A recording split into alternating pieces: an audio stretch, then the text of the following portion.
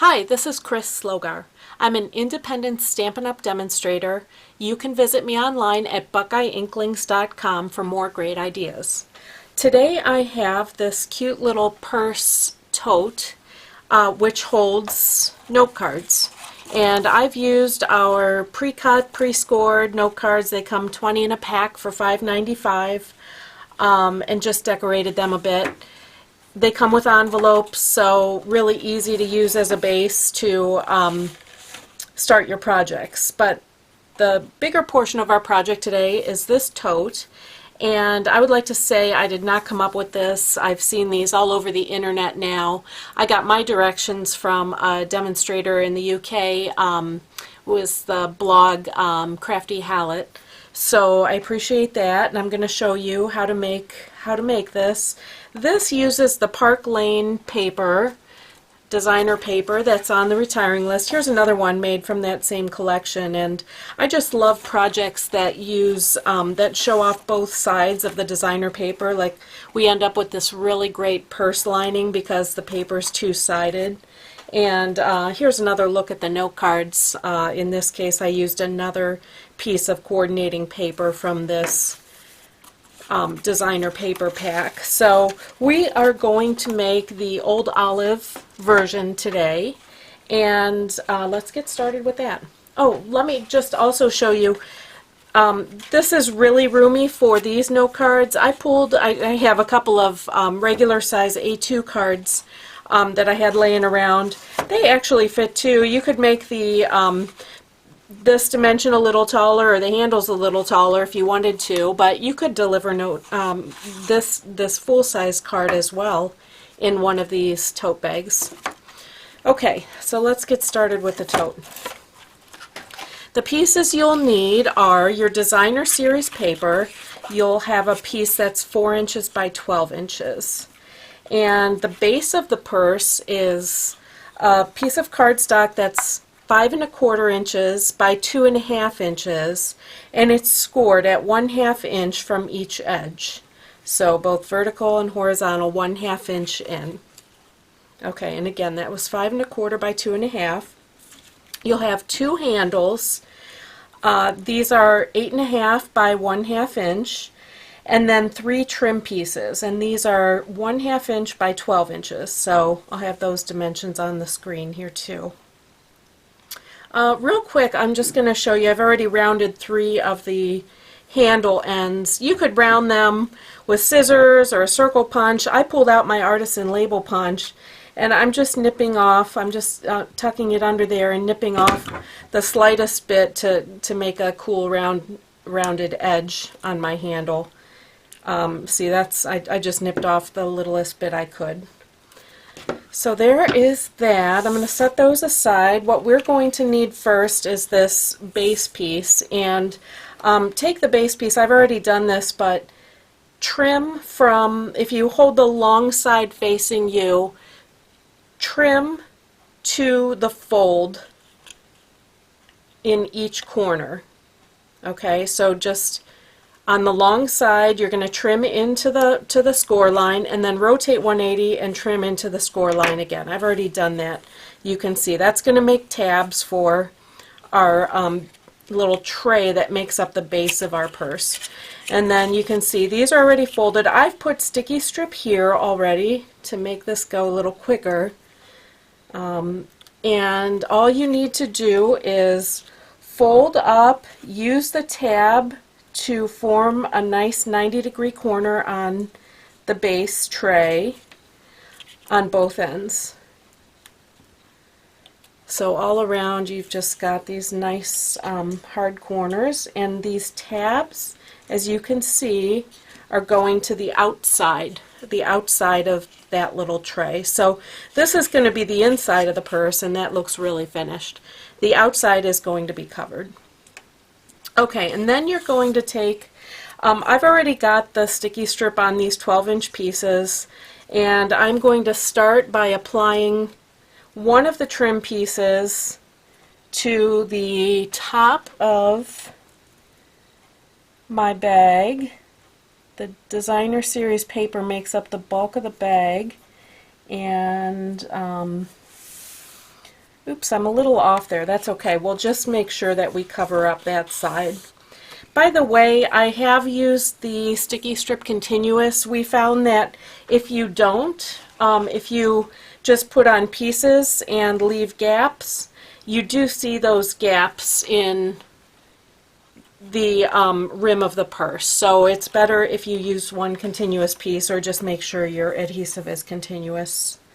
If you have breaks, just run the ends together.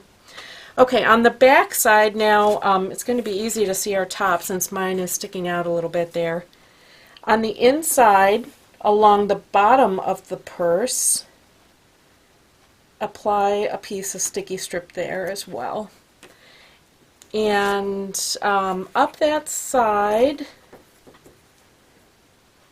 the end seam, just on one side. Okay. Now we're going to take the base, and I'm going to remove these backings, and you'll see how fast this purse comes together. This tray is about 4 1/4 inches long. So what I'm going to do, I am just going to set, I want to start wrapping my base with the purse fabric about halfway through one side of the base. So I am putting my designer paper from this center line to this mark 2 1/4 inches over, and then I know if I lay my base right on that, at that center line, you'll see what I'm talking about. I've got approximately a halfway point on the back of the purse where the seam is going to be. Okay, so this part that I want to be covered up is the end I'm starting with, and I am just going to turn a hard corner and wrap and push that designer series paper to stick it to this tray. And just at each corner, just turn a hard corner. You can crease it at the corner, but you don't want to crease the fabric of the purse. You want this to be kind of a rounded bucket shape, so just only crease right at the tray, and keep your designer series paper following the bottom line of the tray, and go all the way around until you will meet in the back and overlap ever so slightly here.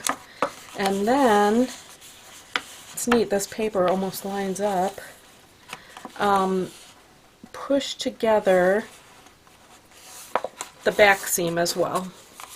Okay, and already that's basically your purse. You can reach your hand in there and just make sure to press down those seams. Okay, and then I like to put a trim piece along the bottom, so I have sticky strip again on the length of this. I try to imagine where I started the designer paper. You can kind of see it in the first place. And I'm just going to push my strip on there and pull this all the way around the base as well, folding at each corner.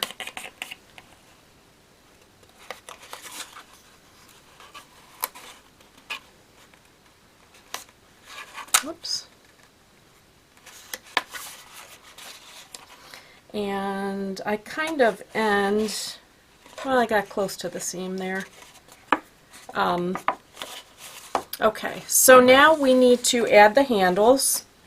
And to do that, now I have this old Stampin' Up! Tool, this old Pierce mat, which just happens to fit in here nicely. If you didn't have that, you could sort of measure and mark where you want your handles to be, and then just put an end of a pierce pad in there to pierce your holes. But since I have this, this is going to speed up that process. I'm going to put that in my purse, kind of center it, And then I slid out the marking so I can go from the center point. I'm going 1 1/4 inch over and piercing right through the middle of that trim piece for my handle attachment. Same thing on this side, 1 1/4 inch over and pierce. Okay, now I already have these handles with their rounded ends, and just to make sure that they are going to drop down, I like to see them a little bit below this trim piece. I'm putting them there and then kind of marking where the center point is, and I'm going to pierce the ends. I can do one and then use it for all of my handle pieces as a pattern. Okay, so I'll have 2 handles ready to go.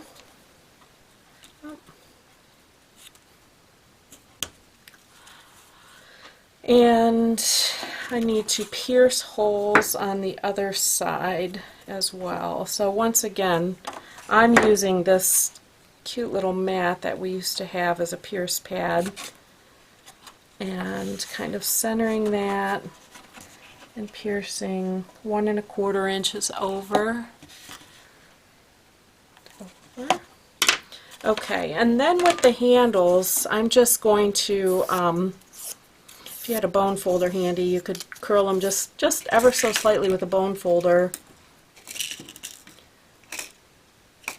and add a brad. I just picked a black brad so this hardware doesn't show too much on this purse. You could do something really cute with the candy dots and those brad bases.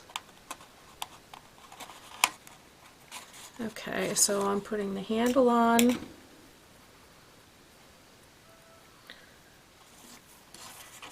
Like so.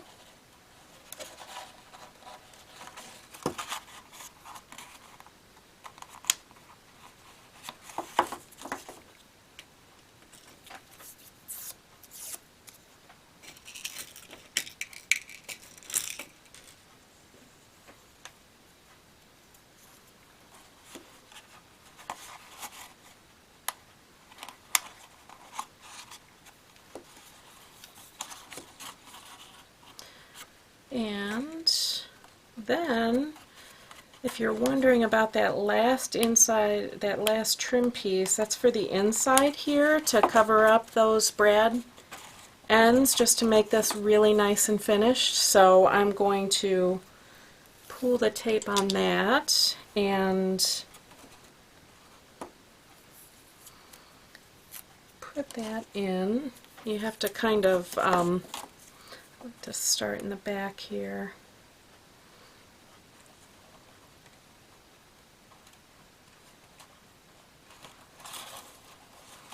And just keep progressing by small increments along so it's pressed tight. Makes a really nice trim piece on the top edge.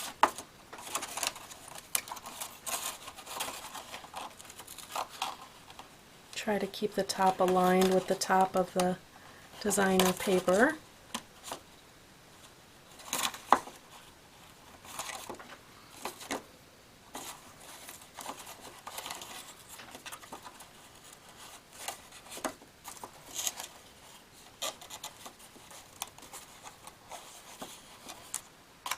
And when you're happy with it, give it a good hard push down.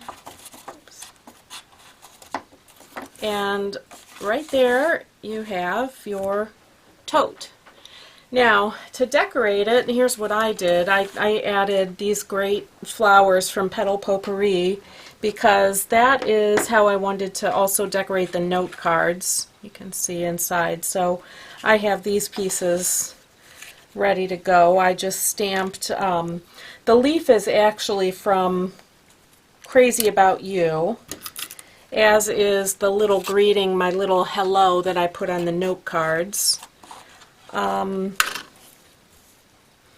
just attached This little flower is part of the Petal Potpourri set as well.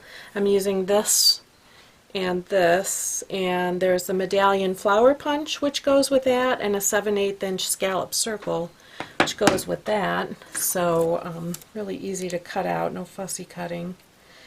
And then on the leaf piece, I cut that out with the 2.5 inch circle punch. Okay, so here we have that, and I'm going to attach with a couple of dimensionals here my flower. Okay, and put a hole here, and then just attach this with some baker's twine.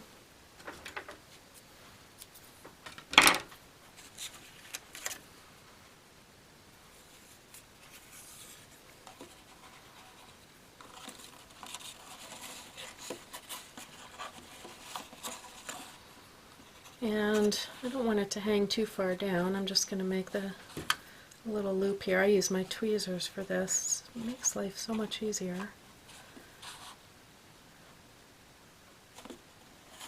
Okay, so there we have our little hanger. Can trim off those ends. And the note cards, of course, are simple pieces. They kind of match what we did on the bag. I've already got a little hello from Crazy About You stamped, and I'm just going to add, this is designer paper from that same pack, which is so great about our papers. They coordinate perfectly, so I'm just going to add a little square. This is a 2.5 inch square. Once again, this is the 2.5 inch circle with a stamped leaf. And then in this case, I'm going to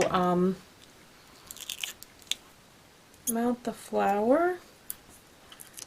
I've already stamped and punched out.